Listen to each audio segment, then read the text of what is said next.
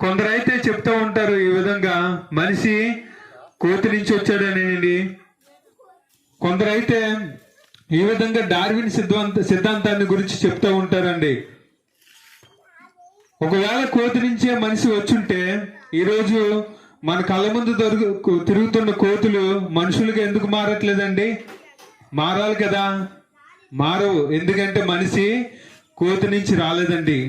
దేవుడు తన స్వరూపమందు తన పోలిక చొప్పున నరులను చేసిన, అంటే మనల్ని అందరినీ కూడా దేవుడు చేశాడండి తన యొక్క స్వరూపంలోనే, తన చేతులతోనే.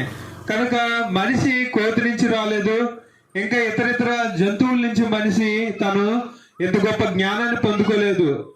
మనిషి ఎంత గొప్పవాడంటే, ఒకవేళ కోతి నుంచి వస్తే మనిషి చంద్రమండలం మీదకి వెళ్ళగలుగుతున్నాడు, మార్స్ పైకి వెళ్ళగలుగుతున్నాడు.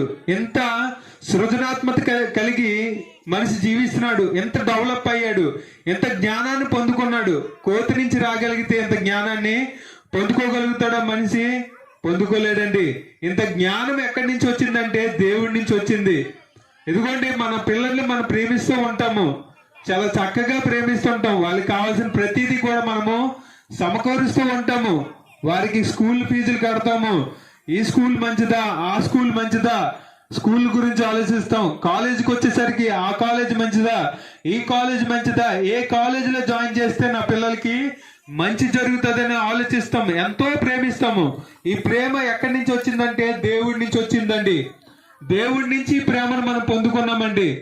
అందుకని ఇంత ప్రేమను మనము ఎదుటివారి పట్ల మనం చూపించగలుగుతున్నాము, ఎంత కరుణ కలిగి జీవించగలుగుతున్నాం. ఒకవేళ కోతి నుంచి వస్తే మనము ఎంత ప్రేమను చూపించగలుగుతామా? చూపించలేమండి. కనుక మనిషి కోతి నుంచి రాలేదు, జంతువుల నుంచి రాలేదు, మనిషి దేవుడి నుంచి వచ్చాడు.